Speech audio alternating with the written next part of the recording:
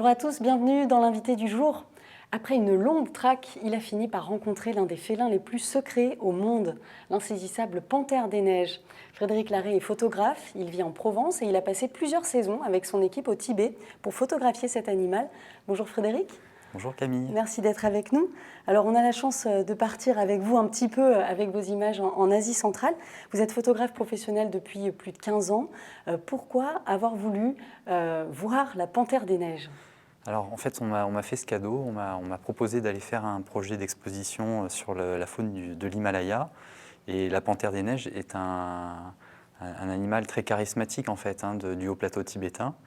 Et donc sur mes premiers séjours de repérage, j'ai passé pas mal de temps à chercher à la longue vue, aux jumelles, à scruter les crêtes. Et très rapidement j'ai vu en fait une première panthère des neiges. Mais il m'a fallu 3 mois pour faire la première photo. D'accord, parce que c'est une espèce menacée. Il y en a combien à peu près dans le monde et dans le lieu où vous allez ? Alors, c'est une espèce qui est classée vulnérable par l'UICN. Et il y en aurait entre 4005 et 6005 dans le monde, ce qui est très très peu. Par contre, là où je me trouve en fait pour faire les photos, sur le plateau tibétain, c'est là où il y a la plus grande population. Il y en aurait entre 2 et 3000 individus. D'accord. Donc, Et donc vous partez pendant plusieurs mois, enfin à chaque fois pendant un mois, vous revenez, vous y êtes allé déjà 6 fois. Et c'est important justement d'identifier déjà le lieu propice pour les voir. Voilà, c'était vraiment un coup de chance, j'aurais vraiment pu passer à côté j'ai fait une rencontre aussi sur le terrain, le 3e mois, d'un berger qui était spécialement investi dans la protection de la panthère des neiges. Il vit dans une vallée avec son troupeau et depuis 20 ans, il ne chasse plus en fait. Et donc, il a été associé à un projet de parc national qui va être créé sur le plateau tibétain en 2020. Et donc, ils sont vraiment les acteurs de cette protection et c'est lui qui m'a beaucoup aidé à faire mes images. Il s'appelle Kaiji Nima, c'est un éleveur de yak. En fait, il est devenu un petit peu votre guide. Oui, tout à fait. En fait, il est tellement passionné. On a beaucoup de plaisir à se voir à chaque fois. Il nous a accueillis quand j'y suis allé avec des personnes de mon équipe chez lui, avec sa famille, ses enfants. Ils nous ont ouvert leur cœur et les portes de cette vallée. Et on passe tout notre temps ensemble en montagne à chercher. Il a des très très bons yeux et puis je lui dois beaucoup. Là, c'est son troupeau de yak, justement. Comment ça se passe ? Vous êtes en altitude, donc déjà à 4000 mètres, à peu près 5000 d'altitude, donc il y a peu d'oxygène. Il faut amener votre matériel aussi. Voilà, il y a un petit peu d'acclimatation à cause du manque d'oxygène et de l'altitude. Donc il nous faut quelques jours pour se préparer physiquement, être de moins en moins essoufflé. Et c'est pour ça que je pars un mois en fait. Ça me permet au fur et à mesure d'être de mieux en mieux. Déjà de faire du sport en montagne tous les jours, c'est très, très bénéfique. Et puis rapidement, on crée des globules rouges et ça permet en fait de respirer beaucoup mieux au bout de 2 semaines. Voilà.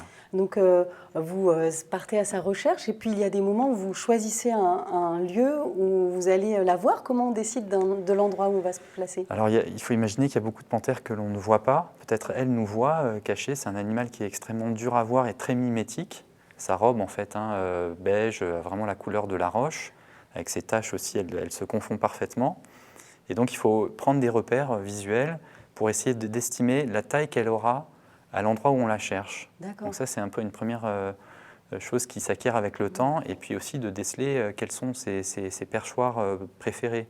Des hauts de crête, des petits cols, des pieds de barre rocheuse. Et donc au fur et à mesure, la chance fait qu'on finit par des fois aussi les voir tout simplement quand elles se déplacent à découvert. Et je les observe dans cet endroit-là un jour sur 2, ce qui est totalement exceptionnel et ce qui montre la très forte protection en fait, dont elle bénéficie. C'est incroyable. Et c'est un lieu qu'on vous a demandé pour le moment de garder secret, donc où il y aura un parc national, c'est ça, en 2020 ? Voilà, le plus grand parc national du monde, qui fera 1500 km de large. Donc toutes les bases sont déjà bien posées pour installer les mesures de protection. Et après, on peut imaginer que sur un si grand espace, il y a tellement de massifs que certains seront peut-être mieux protégés que d'autres. Et donc là, celui où je vais est vraiment un modèle dans le genre. Là, on vous voit dans une sorte de tente, c'est un affût, c'est ça ? Vous y passez des heures dedans ? Voilà, il y a des observations que l'on peut faire comme ça. sans affût. Et parfois, quand la panthère chasse, en fait, quand on arrive à repérer sa proie, il est possible de s'approcher et d'installer en fait cet affût. Donc je monte en fait et je me cache dedans. Alors il ne faut pas tomber, il y a le sac photo dans le dos et tout ça.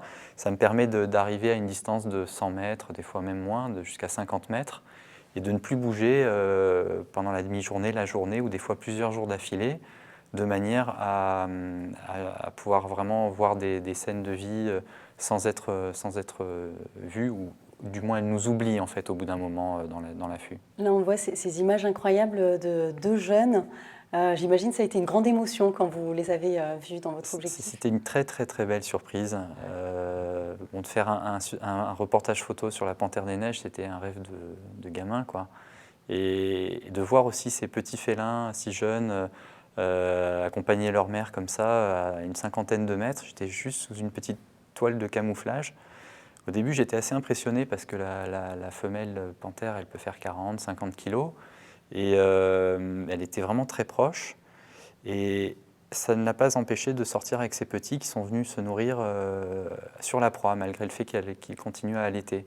Et la femelle n'a vraiment pas montré de signes d'agressivité. Elle était attentive, mais elle a senti que je ne représentais pas un danger, malgré le fait qu'elle devait me voir au travers de mon filet de camouflage. On le voit sur certaines Ouais. images, hein, on dirait qu'elle vous regarde et évidemment ça. elle sent la présence, finalement elle arrive à...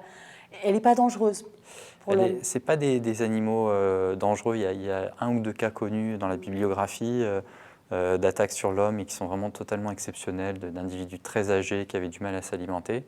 Et de toutes les observations que j'ai faites, je n'ai jamais ressenti un signe de menace. C'est plutôt des animaux qui gardent leur distance en fait. Hein.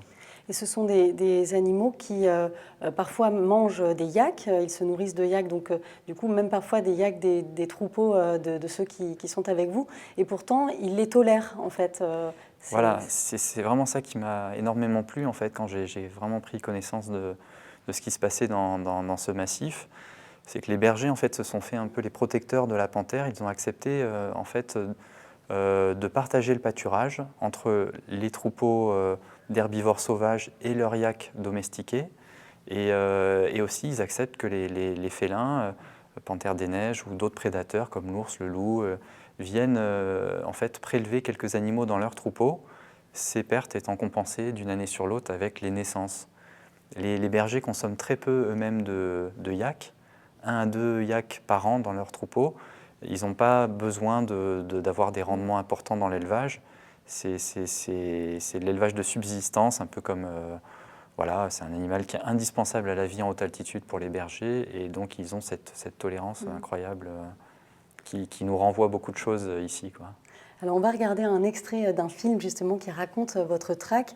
Il y a ce moment de face à face avec la panthère, regardez. Après 10 jours de rendez-vous manqués avec la panthère, Frédéric et Olivier sont persuadés que cette rencontre n'a jamais été aussi proche. Regarde Olivier, ça bouge. Ah ouais, ça bouge. Ah, elle part. C'est une merveille extraordinaire. On dirait que c'est un jeune. C'est une peluche. Regarde Olivier. Oh là là. Oh là là là là. La démarche. Ici c'est un jeune. Il y a une femelle qui est partie en chasse un petit peu plus haut. Elle a poursuivi un groupe d'une vingtaine de parals. Et là on peut observer ce jeune qui est très paisible, juste en face de nous, à 300-400 mètres. C'est un moment extraordinaire.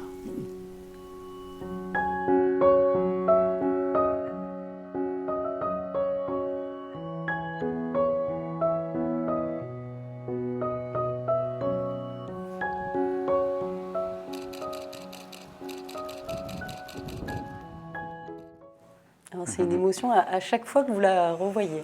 Oui, c'était la première vraie occasion de photo. Et je me rappelle, quand j'ai regardé dans la longue vue, en fait, au début, je voyais comme un animal pétrifié dans la roche. J'avais l'impression de voir une sculpture de panthère, et puis elle s'est déplacée, et là, toute la dimension de leur beauté est ressortie, avec ce pelage magnifique, très dense, très long. Et c'était aussi une chance de voir ce jeune, en fait. La mère s'était un peu éloigné pour tenter de chasser. Et on a vu ce jeune qui avait déjà plus de 10 mois, qui était absolument magnifique. Donc c'était une première prise de vue assez lointaine, de 300 mètres, mais un grand souvenir, oui. Alors, Partagé avec mon frère en plus, Voilà. qui était venu filmer pendant un mois pendant cette mission-là. C'est ce que j'allais vous demander. Vous y retournez, là, vous allez repartir pour la 7e fois avec des caméramans. Il y avait un aquarelliste aussi qui est venu Oui. à un moment. Voilà, vous allez, évidemment, chacun vient apporter sa petite touche aussi. C'est ça, j'avais fait un voyage seul et puis d'autres avec mes camarades, mes collaborateurs aussi de l'association Regard du Vivant. Donc il y a mon frère Olivier qui est venu filmer, mon collègue Thomas Roger aussi, Yves Fagnard qui est aquarelliste belge et qui va revenir là pour la 3e fois. Et donc lui est confronté à la difficulté de dessiner par -20 et de voir en fait ses pinceaux se figer automatiquement. Ah ouais, pas Donc facile. il a cette complexité, mais c'est un projet qu'on a partagé en équipe et qui s'est nourri comme ça. Regard du Vivant, donc une association qui est basée là en Provence et qui compte des photographes naturalistes et avec laquelle vous proposez énormément de projets toute l'année. On peut retrouver les infos sur votre site. Exactement, on est 4 photographes dans l'équipe et on sort des sujets assez divers sur les baleines et dauphins de Méditerranée. En ce moment, Maxime Briola, mon collègue, fait un projet sur les serpents de France et donc on présente régulièrement nos actualités sur le site. Merci beaucoup, en tout cas, Frédéric Larrey, d'être venu nous présenter cette magnifique panthère des neiges. Et donc, on aura le plaisir de vous revoir, on l'espère, une autre fois avec d'autres images encore. Merci à vous de nous avoir suivis. À très bientôt pour une nouvelle émission. Bonne soirée.